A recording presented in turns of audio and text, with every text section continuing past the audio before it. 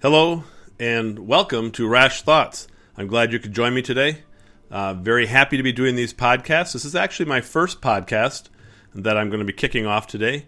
And I want to tell you a little bit about myself and why I decided to do this. And I'm kind of excited. I think it's kind of a fun and cool idea to do a podcast. And I just wanted to share some of my thoughts, my experiences, some of my beliefs in the world, and see if I can help you out or others that are listening to this podcast. Maybe give you a little inspiration, a little motivation, give you a little hope. So my name is Dean Raasch. My podcast here is Raasch Thoughts. You can check out my website at deanraasch.com, or you can email me at dean@deanraasch.com, and I can respond to any of your questions or concerns you might have. But each week what I'm planning on doing is exploring a couple of different topics, maybe some of my ideas, maybe some newsworthy items. I think anything that really interests me or kind of trips my trigger, or anything I think might be interesting to you or might possibly have some teaching lessons in it. I'll put my own spin on it, of course, because as I said, these are my thoughts. Kind of give you a little idea of who I am. I live in Wisconsin, beautiful weather of Wisconsin. Today it's 38 and rainy and very slippery outside. It's January, of course. But in addition to that, I'm a husband. I'm a father of 3. I have 2 dogs. Buster and Bailey, both big troublemakers, I should tell you. Actually, today I came home and found that they took out a container of my protein powder and ate it. And they had tracks all over the floor, and I was really not that happy about it. And of course, the 2 of them looked as innocent as could be. In addition to that, I'm an entrepreneur. I'm a motivational speaker. I'm a podcaster now. I'm a published author. I've got 1 book out and 2 more on the way. And I enjoy coaching youth sports and being involved in volunteer activities. My big sport that I coach is soccer. I've been doing it for 15, going on 16 years now. Have a lot of fun with it. Have met a lot of great kids in the time. Seen a lot of talent, seen a lot of heart. We'll talk about some of that at some point. Young man I had a couple years ago, not the biggest, not the fastest, but I'll tell you what, one of the damn toughest kids I've ever met. So some of those topics will come up as we go along. If you have any ideas you'd like to share and want me to take a look at, I'd be more than happy to do that. One of the reasons why I decided to do a podcast is because, number one, I like to talk. I used to get in trouble a lot in school for that. Was known for sitting in the corner and having to stay away from other students because I had spent too much time talking to them. But I also want to be able to share some of my opinions and my thoughts. I think sometimes we shy away from things, or we don't look at the life lessons that are out there. And I think there's some things that I have, some experiences that I have that can provide some motivation, some inspiration, maybe some hope in your life that can put you on a different path. And that's really what I want to look at. You know, it's hard sometimes. You get a little nervous sharing your own opinion because you just don't know how people are going to respond to you. But at the end of the day, if you don't share your own opinion, how do you know if you're being true to yourself, right? So I think it's important that whether it's myself doing this podcast or it's you sharing your opinion and telling people who you are and going after what you want, I think those are important things. Now, most of what I'm going to talk about really kind of fits into a couple of categories. Not always, but most of the time. And there might be some big issues that arise that I might just need to get off my chest on occasion. A number of years back, I did a quick little video on YouTube and discussed a mother that had decided she didn't want her children anymore and threw them off a bridge. And it broke my heart. It made me mad. I didn't know how to respond. I didn't know how to react. And so I put a video out, and I just said, enough is enough. I mean, we've got one of my key areas of concern and topic that I talk about is kids, right?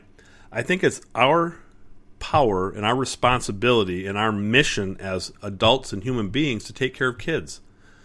We need to do whatever we can to keep kids safe.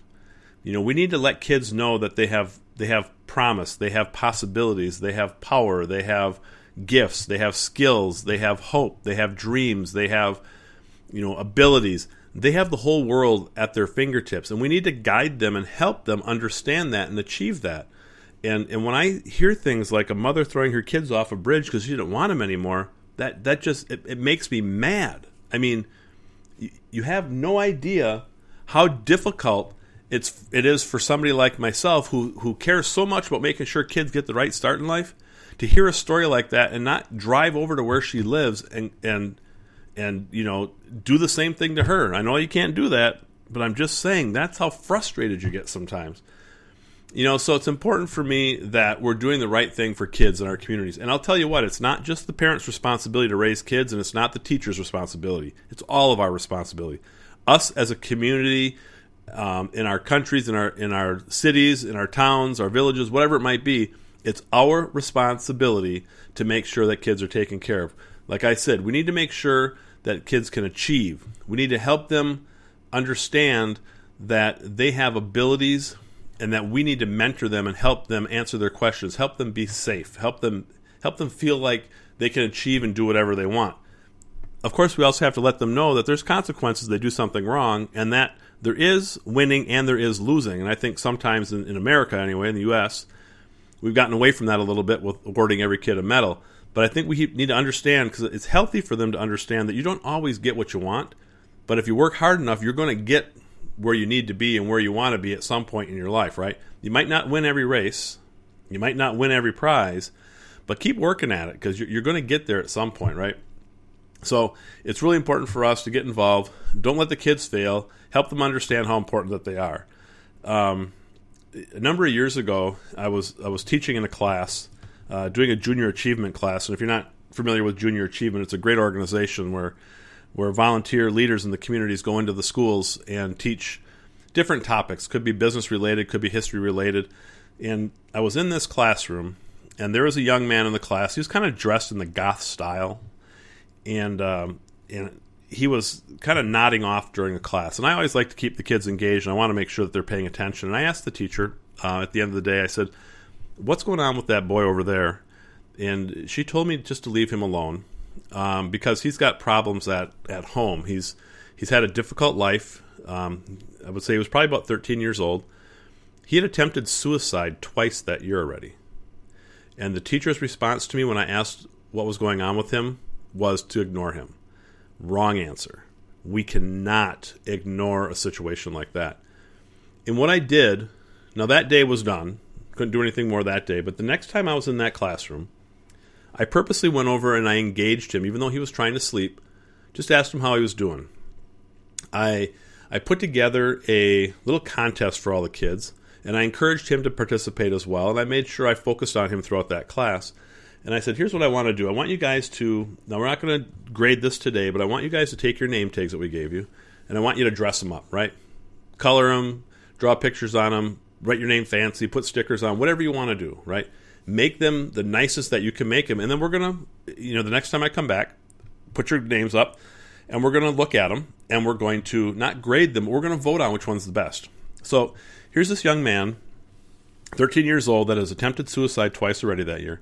And he was okay. He wanted to do this. He wanted to participate. Wasn't overly eager.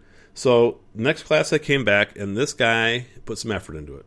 He put together one of the nicest name tags in that class. Actually, one of the nicest I've ever seen.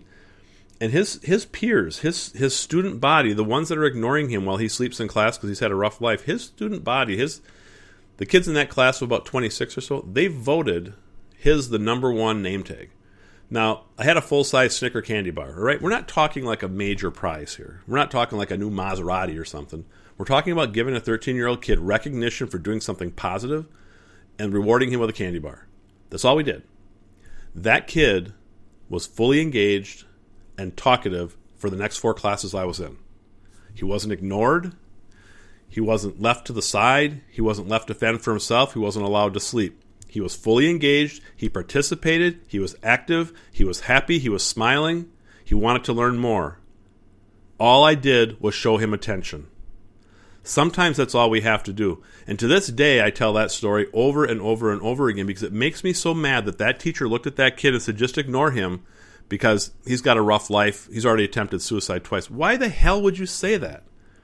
Why the hell would you say something like that? You've got a kid that has checked out of life, and you're going to just ignore him and let him do whatever he wants to do? Wrong. So one of my topics, I tell you that story. It's a quick, short one. I tell you that story though because it gets to the point of who I am and what I'm about. Right. The reason why I've got this podcast going is because I want to talk about and inspire people to be better in their communities for everybody. But one of my focuses is kids. I want to make sure kids are taken care of. I want to make sure that people understand that we have these assets there, right? And assets might not be the right word, but we have these assets for the future, these kids. Too many kids go through life, whether it's broken homes or bad situations, alcoholic parents, sexual abuse, physical abuse, whatever it might be, and they just don't have anybody that cares about them, or they don't think they do. We have to change that as a country and as a society and as a people. We can't let that kind of stuff continue on.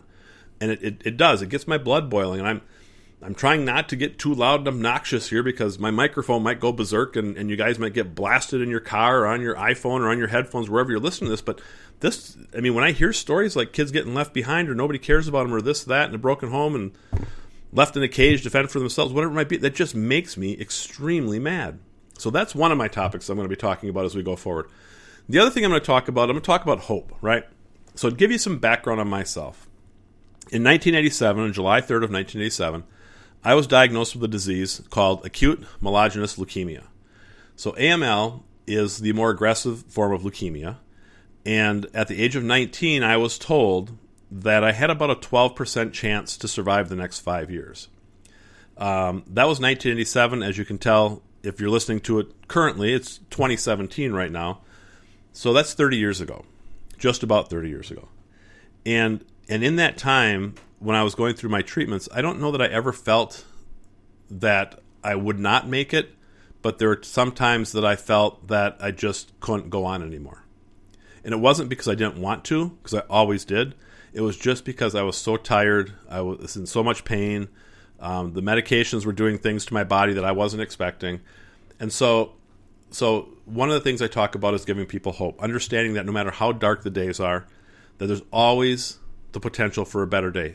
And I don't know if it could happen or not.